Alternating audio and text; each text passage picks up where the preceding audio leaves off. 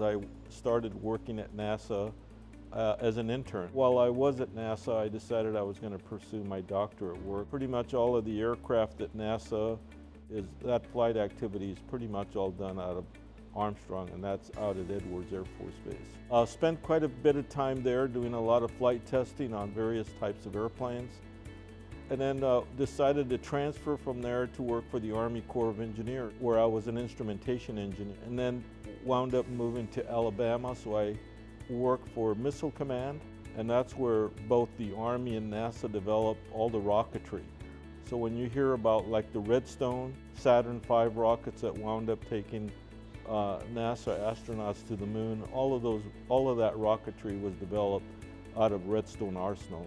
So I spent quite a few years there, primarily in missile propulsion, some guidance and control. So I was actually assigned to Fort Ord, which is a military installation, actually testing a lot of different types of military hardware. So that led to my deciding then that I wanted to come back to NASA, and wound up moving back here to where I had started as an intern, back to NASA Ames Research Center. So I managed various aircraft development projects, but a lot of it really was now software. So NASA has gotten heavily involved in the development of the next generation air traffic management. I was asked to head up NASA's airworthiness program, and that's my responsibility. I actually sign off on NASA's airworthiness criteria and airworthiness certification.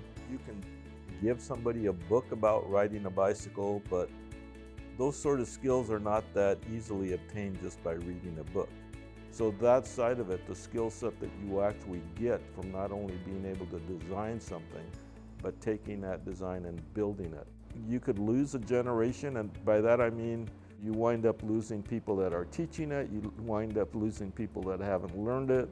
So it's sort of a continuum, if you will, of knowledge loss. That is one of the reasons why I got into education, is to pass on that knowledge.